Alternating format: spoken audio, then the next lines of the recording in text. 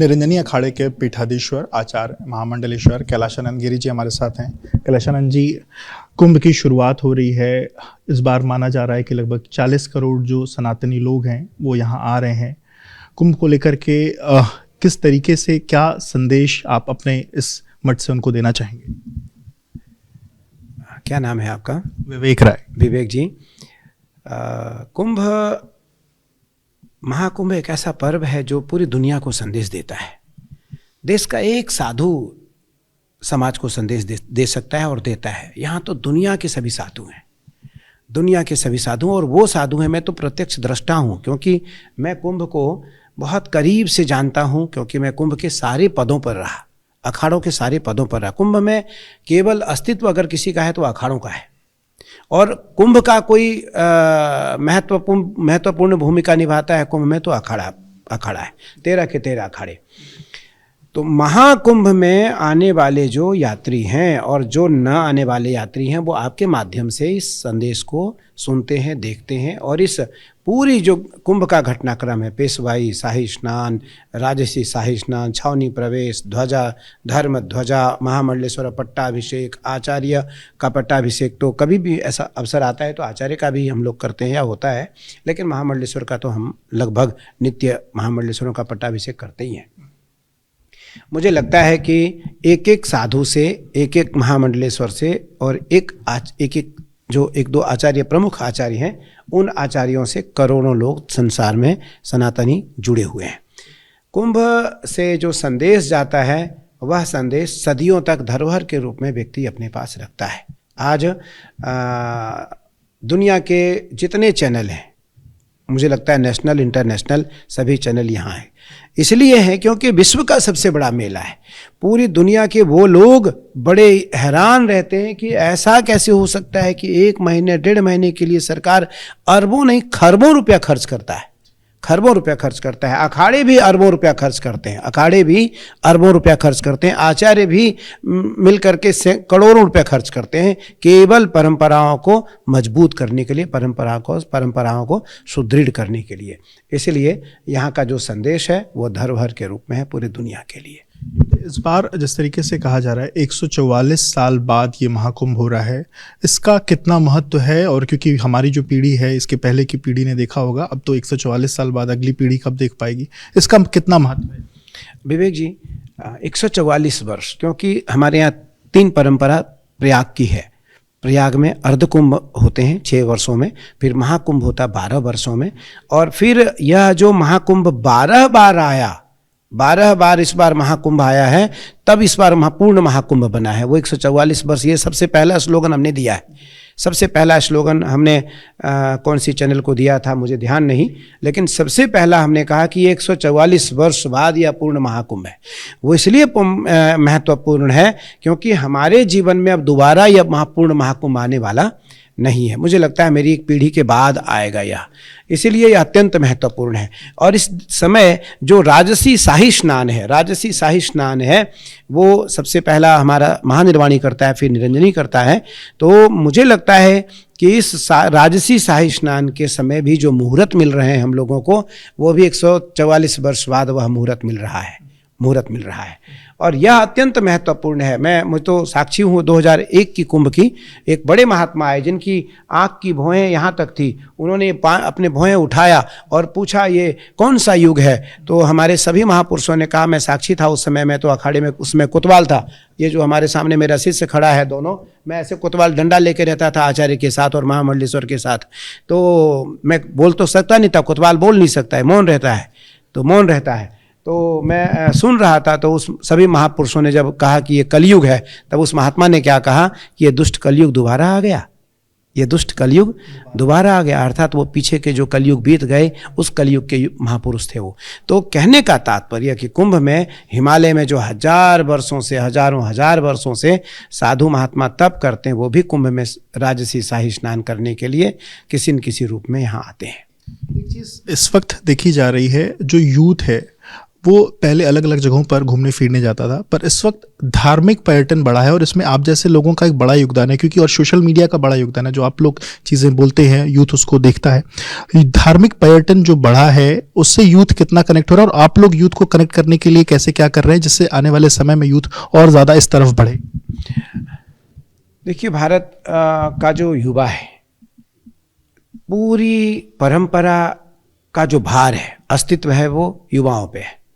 या वो सेना है, या वो समाज है, या वो बौद्धिक है, या वो आधिकारिक रूप से है, या वो महात्माओं में है। अगर युवा महात्मा है, मजबूत है, काम करने वाला है, तो वो साधना भी कर सकता है, भ्रमण भी कर सकता है, तप भी कर सकता है, परिश्रम भी कर सकता है और प्रयास भी कर सकता है। पांचों उपक्रम उसके पास हैं, पांचों उपाय उसके पास हैं। आज हम सब अत्यंत हर्षान्वित हैं और आह्लादित हैं कि हमारे देश का जो युवा है, युवा पीढ़ी है, वो धर्म से जुड़ रहा है। वो आज कुंभ में आने के लिए, मुझे लगता है मैंने एक फ़ोन नंबर जारी किया था अपने कार्ड पर कि अगर किसी को आना हो तो हमारे इन नंबरों पर संपर्क करेंगे, निःशुल्क आपको रखने का, खिलाने का और आपकी सहायता का प्रयास किया जाएगा। तो लगभग 20,000 के आसपास कॉल आए हैं हमारे सेवकों के पास। मुझे लगता है जो आ रहे हैं, जिनकी व्यवस्था हम लोग संभवतः कर पाएंगे। मुझे लगता है कि कभी ऐसा नहीं हुआ। देखिए, इस बार सरकार का भी बहुत बड़ा योगदान है, भारत सरकार और राज्य सरकार का, अखाड़ों को लेकर के और कुंभ को लेकर के। अखाड़ों का योगदान तो कुंभ में रहता ही है। कुंभ अखाड़ों का ही है, कुंभ अखाड़ों का ही, कुंभ आचार्यों का। अगर किसी को भी कोई भ्रम होता है तो ये बिल्कुल गलत है। यह कुंभ केवल अखाड़ों का है, कुंभ केवल आचार्यों का है। कुंभ केवल अखाड़ों, जो 13 अखाड़े हैं, वो कुंभ में अहम भूमिका अनादिकाल से करते हैं, निभाते हैं, और उनके कारण ही कुंभ आज इस अस्तित्व तक आया है। क्योंकि अखाड़ों का जो आपसी समन्वय है वो अत्यंत सुंदर है और मधुर है। क्योंकि कभी ऐसा संबंध बहुत कम रहता है जो वर्तमान में है। तो उस कारण आज युवा हमारे कुंभ से, हमारी परंपरा से जुड़ रहा है। मैं तो बधाई देना चाहूँगा युवाओं को कि उन्होंने हमारे धर्म को पहचानने का प्रयास किया, समाज को पहचानने का प्रयास किया। उसके लिए वो युवा बधाई और साधुवाद के पात्र हैं। एक चीज़, अपने युवाओं को तो जोड़ने की बात कही, हमने ये देखा इधर सनातन परंपरा से अलग अलग लोग जुड़ रहे हैं, और आपकी एक शिष्या की भी उसमें बहुत ज़्यादा चर्चा है। स्टीव जॉब्स की जो पत्नी है वो आपकी शिष्या बनी है, और वो इस वक्त अयोध्या में, वो इस वक्त यहीं है आपके साथ। कल वो वाराणसी भी गई थी। उनके आपसे जुड़ाव की कुछ अगर कहानी हमारे दर्शकों तक। देखिए, ये भी एक पूर्व जन्म का संस्कार है। मैं कह रहा हूँ, मैं तो भारत का एक साधु हूँ और भारत का एक भिक्षुक सन्यासी हूँ, एक महादेव का उपासक हूँ, भगवान शिव का उपासना करता हूँ, माँ भगवती काली की सेवा में रहता हूँ। तो मुझे लगता है कि ये पूर्व जन्म का संस्कार है, यह पूर्व जन्म का संस्कार है। और उसके मन में यह बात आई, क्योंकि वो ऐसे तो नहीं जुड़ी, उसके मन में ज़रूर, मैंने जब उससे पहली बार पूछा कि मेरा भी यही सवाल था उससे कि तुम मेरे पास क्यों आई। कब मुलाकात हुई आपकी? मेरी 2023 लास्ट पहली बार, और फिर 2024 में वो हमारे आश्रम में आई। 2024 में हमारे आश्रम में आई, हमारे आश्रम में रही, वो यज्ञ की, अनुष्ठान की, पूजन की। और फिर स्वतः उसके मन में आया कि मुझे आपसे गोत्र चाहिए, आपसे नाम चाहिए। तो मैंने उसका नाम कमला रखा और मैंने उसको अपना अच्युत गोत्र दिया। अच्युत गोत्र देने का मतलब, मैंने अपना गोत्र दिया तो मैंने अपना उसको पुत्रवत माना, उसको अपनी मैंने पुत्री मानी, मेरी बेटी जैसी। हालांकि अवस्था में मुझसे बड़ी है, लेकिन साधु की कोई अवस्था नहीं होती है। और उस कारण उसने उसको स्वीकार किया और आज वो कुंभ नगरी में है। और मुझे लगता है कि हमारी संस्कृति को जानना चाहती है, हमारी संस्कृति को मानना चाहती हैं। और ये अनादिकाल से परंपरा है, ये कोई नई बात नहीं है कि दुनिया के बड़े लोग, छोटे लोग महात्मा से न जुड़ना चाहते हों। और मुझे लगता है कि बहुत अच्छी बात है, और उसके जुड़ने से आज आपके माध्यम से यह संवाद पूरी दुनिया में जाने वाला है कि भारत दुनिया की सबसे धनवान महिला आज कुंभ नगरी में है, और सरल भाव में, सहज भाव में। अगर उसको कहा जाए तो वो तो मिलना भी नहीं चाहती है किसी से, वो चाहती है बस गुरु जी के साथ बैठें, केवल गुरु जी के साथ बैठें, मेरे कुछ सवाल हैं उसका गुरु जी उत्तर दें। तो मुझे लगता है यह अनादिकाल से यह परंपरा है। सनातन साधुओं के पास बड़े से बड़े राजा महाराजाओं को आकर के झुकना, उनका वंदन करना और उनको प्रणाम करना, उनको नमन करना, यह परंपरा अनादिकाल से रही है। इस बात की चर्चा है कि वो कल्पवास करने वाली हैं, हाँ ऐसा?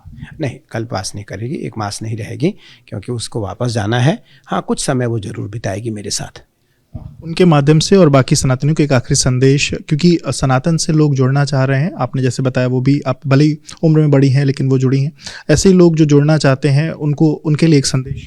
देखिए, मैं एक उदाहरण देता हूँ। भगवान श्री कृष्ण कहते हैं, जन्म कर्म च मे दिव्यम एवं यो वेति तत्वतः त्वक्त्वा देहम पुनर्जन्म नेति मामेति सोऽर्जुन भीतराग भय क्रोधा मन्मया मामुपाश्रिताः बहवो ज्ञान तपसा पूता मद्भावमागताः यथा मां प्रपद्यन्ते तास्तथैव भजाम्यहम्।